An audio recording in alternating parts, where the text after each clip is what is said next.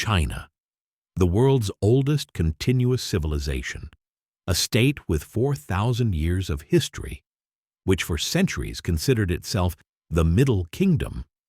Then came the century of humiliation, the Opium Wars, colonial interventions, the Japanese invasion. It seemed that the dragon had been chained and would never rise again. But the dragon awoke. Today, China is the world's second most populous nation. Over 1.4 billion people. That's 18% of all humanity. The world's second largest economy by nominal GDP, the largest economy by purchasing power parity. At the same time, it is a land of paradoxes, futuristic megacities and impoverished provinces, technological power and demographic crisis, a crowded East, and an almost empty West. This is a journey through a country that is shaping the future of the 21st century, and that itself is teetering on the edge of its own contradictions. To understand today's China, we need to go back several decades. After World War II and the Chinese Civil War, Mao Zedong proclaimed the founding of the People's Republic of China in 1949. In theory, a new beginning. In practice, decades of chaos and suffering. The Great Leap Forward was meant to transform a rural economy into an industrial powerhouse. In reality, it ended with the deadliest famine of the 20th century. Up to 30 million people died. Then came the Cultural Revolution, an ideological campaign designed to purge society of bourgeois elements. Schools were shut down, intellectuals were sent to the countryside, and millions of people suffered persecution. By the end of Mao's life, China was a poor, backward, and isolated country. Its GDP per capita was lower than in many African nations. And then came Deng Xiaoping. In 1978, he launched reforms that changed the nation's destiny. It doesn't matter whether a cat is black or white. What matters is whether it catches mice, he said. That phrase became the symbol of his pragmatism. Deng introduced elements of a market economy, allowing peasants to sell surplus crops, opening special economic zones to foreign investors, letting private companies operate alongside state-owned giants. The results were staggering. Within a single generation, hundreds of millions of people escaped poverty. China became the world's largest exporter. Cities that in the 1980s were fishing villages, like Shenzhen, grew into metropolises with millions of inhabitants. This transformation would not have been possible without one key factor: cheap and massive labor. Western corporations moved production to China, while Beijing provided political stability and infrastructure. But the price was high. Political freedoms were crushed. The 1989 student protests in Tiananmen Square ended in a massacre. That moment made clear economic reforms were possible, but political reforms were off limits. From Deng, the path led to his successors, Jiang Zemin, Hu Jintao, and now Xi Jinping, who is centralizing power to a degree unseen since Mao. The story of modern China is a story of lightning-fast modernization, from a poor, starving country to a technological superpower within 2 generations. It is the greatest economic transformation in human history, but its foundation has always been the same: a communist party that has never given up and still refuses to give up political control. Over 1.4 billion people. That's how many live in China, as many as in all of Europe and North America combined. Until recently, it was the most populous country on Earth. Today, India has overtaken it. But that doesn't change the fact that China's demographic scale remains almost unimaginable. For every 100 people in the world, 18 are Chinese. This potential is both a strength and a curse. Thanks to its massive population, China became the workshop of the world, a place where nearly everything was produced, from clothing to electronics. But such an enormous number of people also requires vast resources: food, energy, and jobs. Now, China faces a serious problem. In the 1980s, it introduced the one-child policy. The result? The population is aging rapidly. Within 20 years, one-third of all Chinese will be over 60 years old. That means a looming pension crisis, a shrinking workforce, and declining economic momentum. The world's most populous nation could soon struggle with the same challenges Japan faces, only on a much larger scale. On the map of China, there is a line that geographers call the Hai-He-Teng-Chong line. It runs diagonally from the northeast to the southwest. To its right, in eastern China, lives 94% of the population. To its left, in the west, only 6%. It is an imbalance that is hard to imagine. Why is that? Because the east holds fertile plains, the Yangtze and Yellow rivers, and a climate favorable to agriculture. It is where great dynasties were born and where the modern economy now thrives. The west, in contrast, is mountains, deserts, and harsh steppes. Tibet, Xinjiang, the Gobi Desert, unforgiving lands where life is difficult and farming is nearly impossible. This line divides the country into two realities. The east, crowded, dynamic, and forward-looking. The west, empty, harsh, and difficult to tame. Just 50 years ago, China was a poor agrarian country. Today, it is the world's second-largest economy. Its nominal GDP exceeds $18 trillion, just behind the United States. Measured by purchasing power parity, it surpasses $30 trillion. Number one in the world. China is the factory of the world. From steel to smartphones, from electric cars to high-speed rail, the scale of production is almost unimaginable. The port of Shanghai is the busiest in the world. China's high-speed rail network is longer than all other countries combined, and its tech giants, Huawei, Tencent, Alibaba, compete head-to-head with American giants. But this power has its shadows. Inequality is enormous. The coast is rich, modern, and open to the world. The interior is poor, underdeveloped, and dependent on state subsidies. This economic divide is just as stark as the country's geographic divide. Beijing, the political center. Shanghai, China's financial capital. Shenzhen, the symbol of China's Silicon Valley.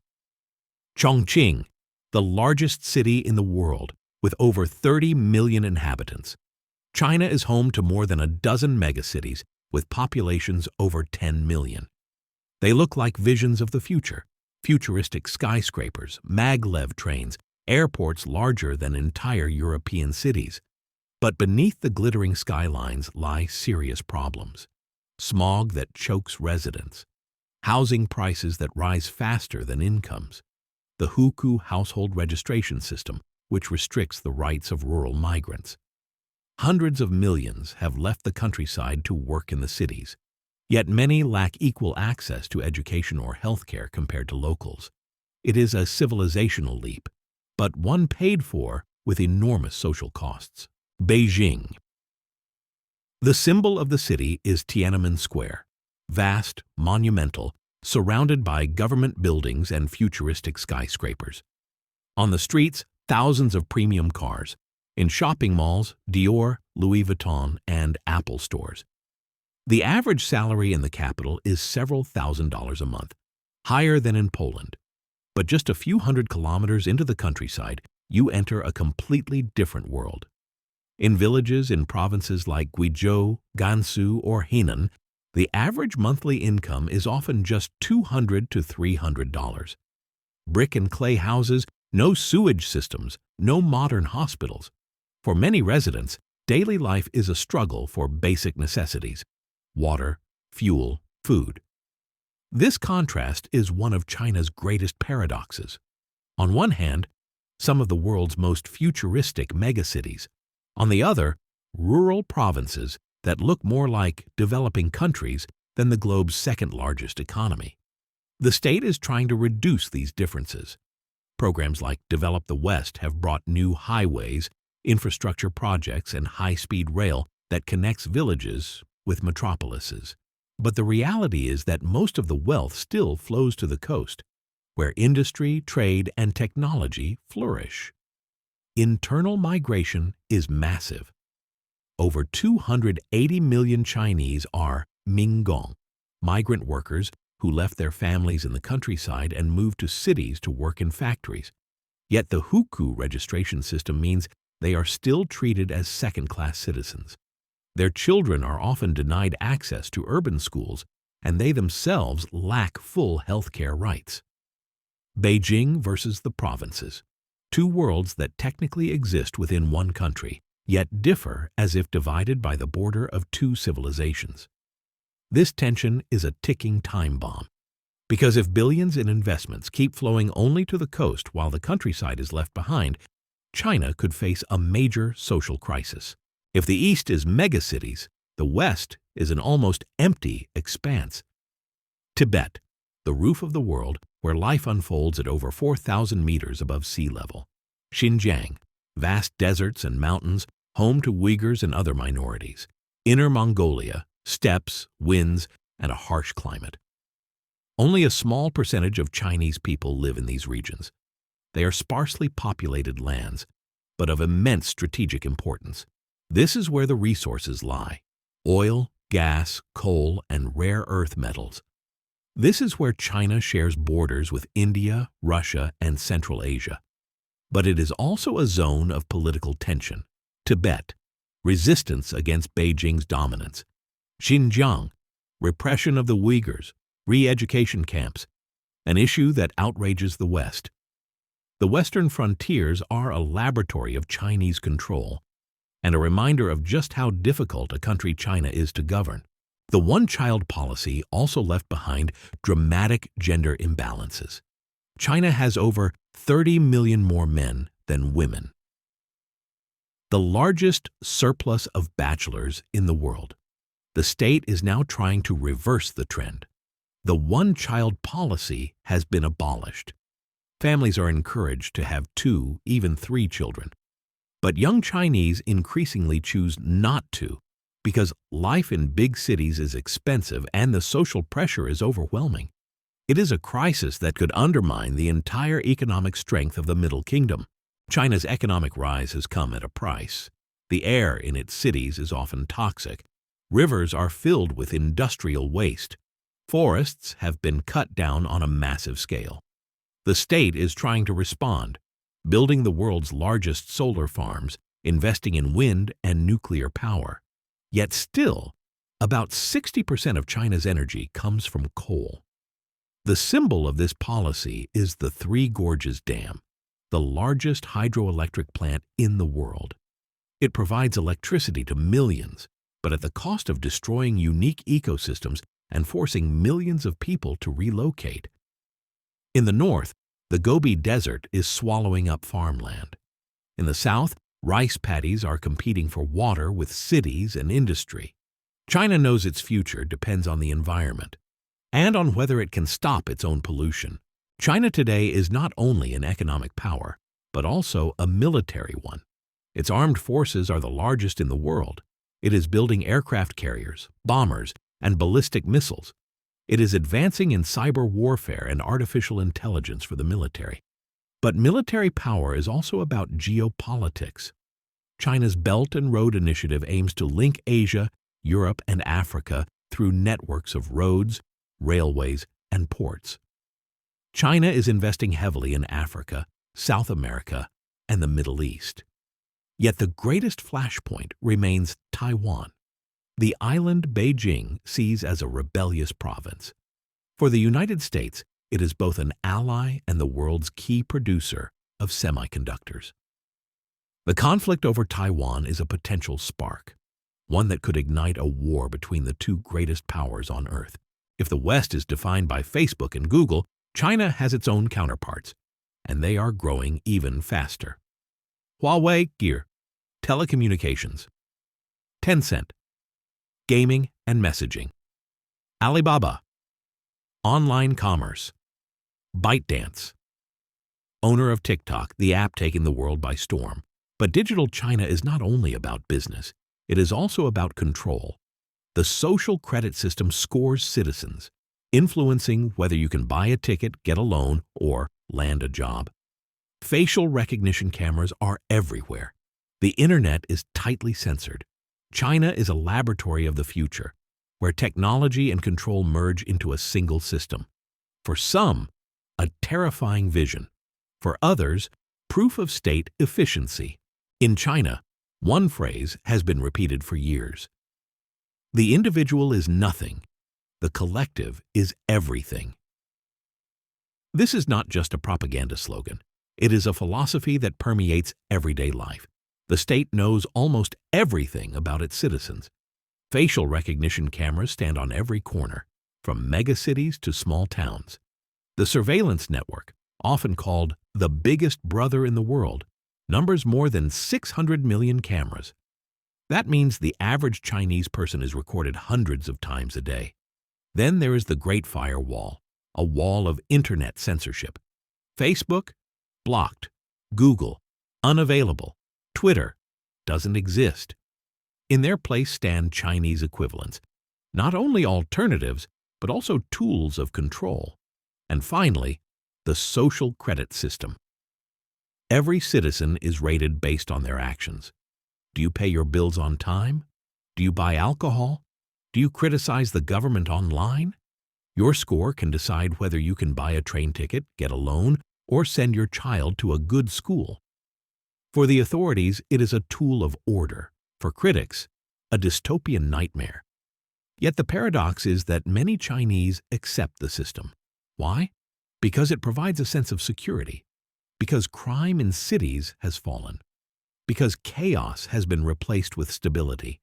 But the price of that stability is high. Personal freedom barely exists. Even a private chat in an app can be reviewed by state censors. Any spark of independent thought can be extinguished before it grows. China is a laboratory of the future, where the state has absolute power over the individual. For some, a model of efficiency. For others, a warning of what may come. On the streets of Shanghai and Beijing, you see luxury cars, shopping malls, and apartments worth millions of dollars. China's middle class travels, buys luxury goods, and dreams of the Western lifestyle. But just a few dozen kilometers outside these metropolises, you find villages where time has stood still, where houses are made of clay and daily life is a struggle for basic necessities. China is a land of contrasts, modernity and tradition, wealth and poverty, freedom and control. Society is increasingly voicing its discontent. Protests by factory workers, demonstrations against COVID lockdowns, voices of opposition to censorship. The authorities respond with brutality, yet resistance persists. And that shows that even under total control, there is still room for defiance. China is a dragon, vast, powerful, yet forced to keep its balance. It has 1.4 billion people, but its society is aging faster than anywhere else. It has the most futuristic megacities, yet hundreds of millions still live in poverty. It has the world's largest economy, but inequality and environmental crises threaten its stability. It has the biggest army, yet it stands on the brink of conflict with the United States. The future of China is the future of the world. Because if the dragon loses its balance, its fall will be felt by all of us.